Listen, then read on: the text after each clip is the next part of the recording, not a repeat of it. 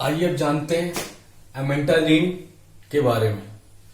एमेंटाडीन जो है ऐसे एंटी इन्फ्लुएंजा ड्रग है जो कि स्पेसिफिक स्ट्रेन्स के ऊपर वर्क करती है, यानी ये सभी इन्फ्लुएंजा वायरस के ऊपर नहीं वर्क करती है। और सभी तो छोड़िए, आप इन्फ्लुएंजा ए के जो ढेर सारे स्ट्रेन थे जैसे H1N1, H2N2, H5N1, H6N1, ये जो ढेर सारे स्ट्रेन थे उन सारे स्ट्रेन के ऊपर ये काम नहीं करती, वो सिर्फ दो स्ट्रेन के ऊपर काम करती है, that is the H1N1 and H5N1। H1N1 को दूसरे नाम से जानते हैं, that is the swine flu, और H5N1 को दूसरे नाम से जानते हैं, that is the bird flu.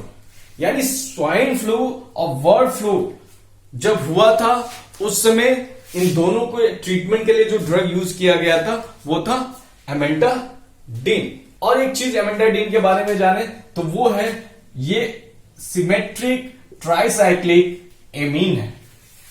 ये एमीन कैटेगरी का ड्रग है। कैसी है? इसमें ट्राइसाइक्लिक है और सिमेट्रिक है। अगर एमेंटाडीन के नेक्स्ट पॉइंट को देखा जाए तो वो है मैकेनिज्म ऑफ एक्शन। एमेंटाडीन का जो मैकेनिज्म ऑफ एक्शन है वो थोड़ा बहुत ही ज्यादा डिफरेंट है और इसको जो है थोड़ा सा ध्यान से जो है देखने की जरूरत है। वो ये है, तो it block the viral membrane matrix protein that is the M2। यानी ये वायरल मेम्ब्रेन का जो मैट्रिक्स है, यानी वायरल मेम्ब्रेन जो बना हुआ है उसके ऊपर एक प्रोटीन पाया जाता है, दैट इज द M2। अब प्रोटीन पाया जाता है या नहीं है ये सबको पता है। कैसे? क्योंकि जो इन्वॉल्व है, जो वायरस का इन्वॉल्व है वो इन्वॉल्व बना होता है ग्लाइकोप्रोटीन से, यानी ग्लाइकोजन और प्रोटीन से बना होता है। उसी प्रोटीन का एक भाग स्पेसिफिक प्रोटीन है, that is the M2 protein. और M2 प्रोटीन वर्क करता है as a hydrogen channel. M2 protein hydrogen channel की तरह वर्क करता है और यही जो है उसका हथियार है जो कि अनकोटिंग को फैसिलिटेट करता है, अब इसी चीज को अगर हम ब्लॉक कर दें, अगर M2 प्रोटीन को ब्लॉक कर देंगे तो ये इसकी अनकोटिंग होगी? नहीं होगी।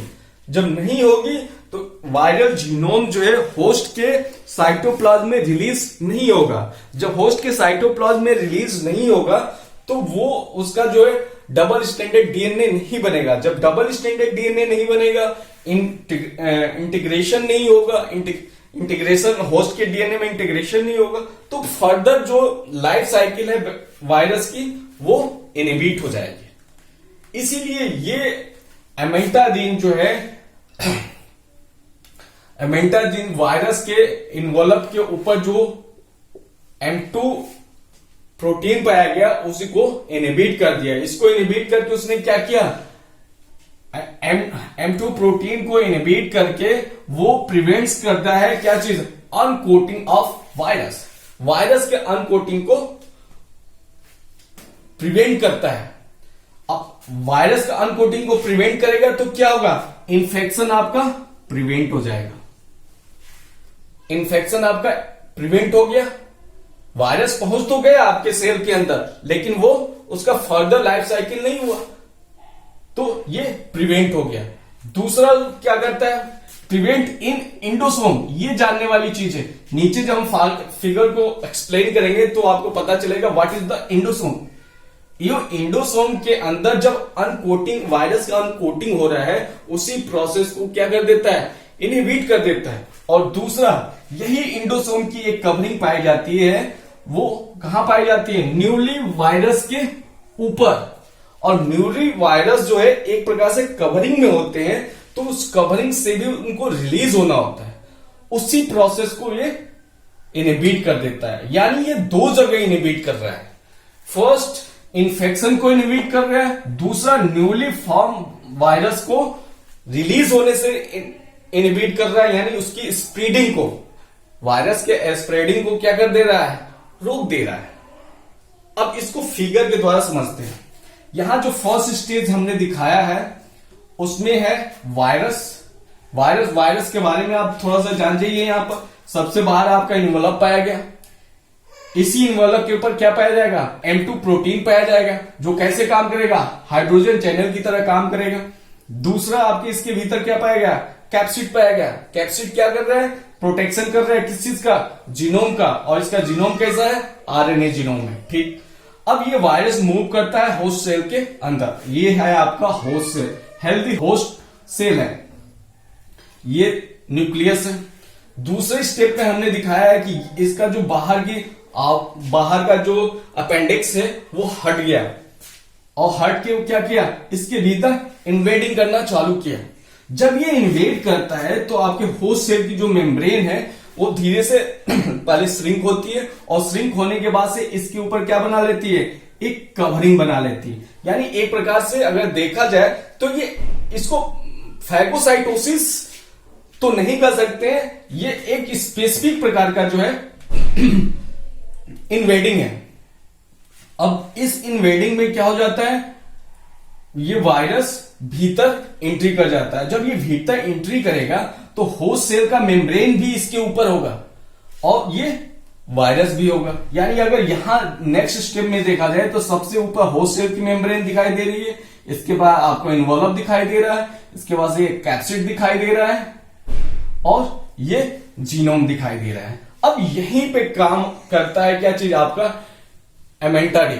यहां पर ये जो पूरा स्ट्रक्चर बना, इस स्ट्रक्चर को बोलते हैं इंडोसोम। अब इस इंडोसोम के भीतर देखा जाए तो ये इन्वेलप है, और इसी इन्वेलप के ऊपर पाया जाता है आपका M2 प्रोटीन, या बोल दे हाइड्रोजन चैनल। हाइड्रोजन का मतलब क्या हुआ, एसिडिटी कॉज करने वाला। यानी ये ऐसा चैनल है जिसके थ्रू हाइड्रोजन क्या हो रहा है, पास आउट हो रहा है। जब ये पास हो रहा है तो इस जो इंडोसोम है, इसका जो इन्वायरमेंट है, हाइड्रोजन के पास करने की वजह से ये जो मीडियम है, ये मीडियम कैसा हो जाता है, एसिडिक हो जाता है। और एसिडिक मीडियम में ही जो लाइसोसोमल एंजाइम्स होते हैं वो एक्टिवेट होते हैं। अब वो लाइसोसोमल एंजाइम्स जो इस वैक्यूल्स के भीतर है, जो इस इंडोसोम्स के भीतर हैं, वो क्या करेंगे, इसके ऊपर एक्ट कर देंगे। अब इसका इन्वेलप क्या हो जाएगा, गला देंगे। पहले इन्वेलप को गलाएंगे, फिर उसके कैप्सिड को गलाएंगे, और नेक्स्ट स्टेप में आपका फ्री हो जाएगा क्या चीज, जीनोम। यहां पर होस्ट जीनोम फ्री हो गया, it's free to convert into double standard. Double standard के बाद से क्या होगा, ये न्यूक्लियस के अंदर मूव कर जाएगा, वहां पर इनकॉर्पोरेट हो जाएगा। इसके बाद फर्दर अपने प्रोसेसिंग स्टार्ट करेगा। अब उस फर्दर में जो लास्ट का स्टेप है आपका क्या चीज, जिसमें जो है नया RNA बन गया, प्रोटीन्स बन गई। अब ये सारी प्रोटीन्स कहां माइग्रेट करती हैं, माइग्रेट करती हैं पेरीफेरी की तरफ, और पेरीफेरी पे ही क्या करती हैं, इनके ऊपर बर्डिंग स्टार्ट होती है। बर्डिंग कैसे स्टार्ट होगी, यहां पे ये बर्डिंग स्टार्ट होगी, और बर्डिंग स्टार्ट होगी इसी के भीतर जो ये सारी चीजें जो है चली आएंगी। तो ये एक नहीं होता है, इसमें ढेर सारे होते हैं, ढेर सारे वायरसेस होंगे जो बन जाते हैं, छोटे छोटे वैक्यूल्स बन जाते हैं। उन्हीं वैक्यूल्स को भी जो है तोड़ने का काम कौन करता है, एमेंटाडी। क्योंकि वहां भी जो लेयर बनती है उसमें भी हाइड्रोजन चैनल होते हैं। चलिए एक बार फिर से देखते हैं एमेंटाजीन के मैकेनिज्म एक्शन को फिगर के द्वारा समझते हैं। इसमें जो वायरस है, वायरस का फर्स्ट अटैक होगा तो वो होस्ट के पास में आएगा। पास में आने के बाद से इसकी दूसरी स्टेप में हमने दिखाया इन्वेडिंग होगी।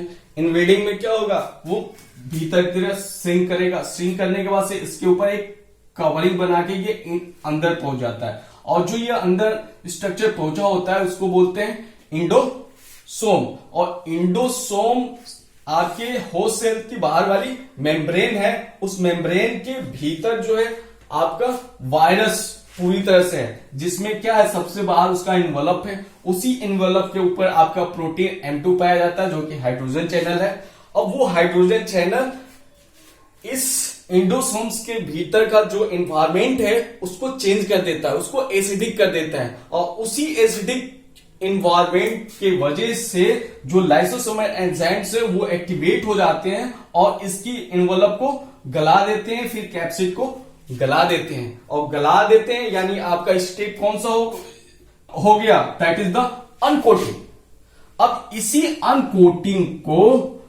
इसी अनकोटिंग को एमेंटाडीन क्या कर देता है, प्रिवेंट करेगा। वो क्या करेगा, एमेंटाडीन भी मूव करेगा, मूव करके आएगा इस सेल के भीतर, और सेल्स के भीतर आने के बाद से वो इसका जो प्रोटीन है M2 प्रोटीन है, MT प्रोटीन को इनहिबिट कर देगा। जब M2 प्रोटीन इनहिबिट हो जाएगा तो पीएच जो चेंज हो, इंडोसोम्स के भीतर जो पीएच चेंज हो रहा था जिसकी वजह से लाइसोसोमल एंजाइम्स इसको इन्वॉल्व को डिजॉल्व कर रहे थे, कैप्सिड को डिजॉल्व कर रहे थे, वो प्रोसेस बंद हो जाएगा। यानी एज सच एंट्री तो कर जाएगा वायरस, बट एज सच आपके साइटोप्लाज्म में पड़ा रहेगा, वो आगे की फर्दर की रिएक्शन नहीं हो पाएगा, यानी जीनोम जो है उसका रिलीज नहीं हो पाएगा। जब जीनोम नहीं रिलीज हो पाएगा तो डबल स्ट्रैंडेड डीएनए नहीं बनेगा, जब डबल स्ट्रैंडेड नहीं बनेगा तो आगे की उसकी लाइफ साइकिल पूरी तरह से इनहिबिट हो जाती है। ये तो रहा आपका एमेंटाडीन का मैकेनिज्म ऑफ एक्शन।